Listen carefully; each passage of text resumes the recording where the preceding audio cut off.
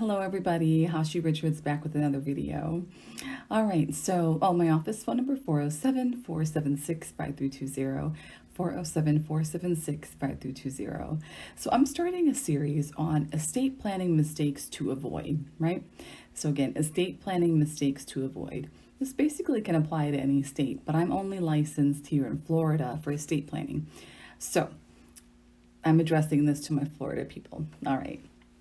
So these are going to be 10 mistakes to avoid, and they're in no particular order. All right. So mistake number one is this evening. And so we're going to talk about mistake number one, which is not having an estate plan, right?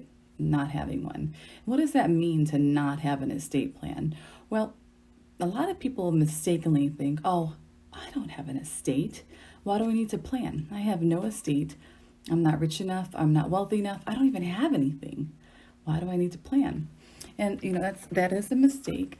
And I want to reassure you that you don't have to have a certain dollar amount to start planning, right? In Florida, and I think really in any state, but I can only speak to Florida.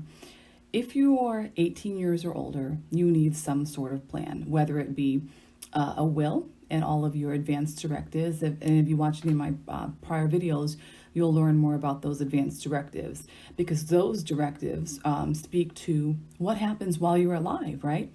And so as soon as you turn 18, you are legally responsible for yourself. So your parents really have no say in your healthcare decision making, your financial decision making. And I gave the example, I always use the example of you're in an accident. The day you turn 18, if you get into an accident and you don't have these documents naming people in your healthcare surrogate or in your power of attorney, and your parents call the hospital to see if they can check on you or to find out about your condition, the hospital will say no, right? They have no legal right unless they've been named in these documents. So if you're 18 years old and you don't have a dollar to your name, you do need these advanced directives, right? At least. So that's part of your estate plan. Also, you do need probably a simple will at that point, just to pass on any property that you do have, right?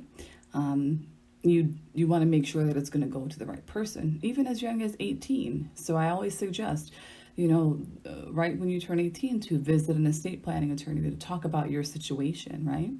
And also, if you have minor children, you absolutely 100%, 1000% need an estate plan. Because God forbid something happened to you, or if you're married to your spouse, and there's no one named to take care of those babies, the state will decide, right? Who is the best person to take care of those babies? And me being a mother myself, that is the worst nightmare for me. And so, again, if you have minor children, you absolutely need an estate plan, even if you have no money, so to speak, right? Because a lot of people come to me and say, I don't even have anything. I say, your biggest asset is your children. And that's what we're going to be planning around, right? And planning for. And finally, if you have certain items that you want to give away to certain people, and you for sure know that you don't want some people to get them, even if they're in your own family, and you know for sure you don't want certain people in your family to inherit your assets, you absolutely need an estate plan to make sure those people are not included. Because if you don't have a plan, the state again has a plan, a wonderful plan, right? And it's called a plan of intestate, meaning that if you die without a will, the state will say where everything goes, and they have a hierarchy of relatives that they go down and distribute your property. So those are very important reasons why you need an estate plan. And in my opinion, it's a big mistake to not have a plan. I'll be back again tomorrow with another video. Good night.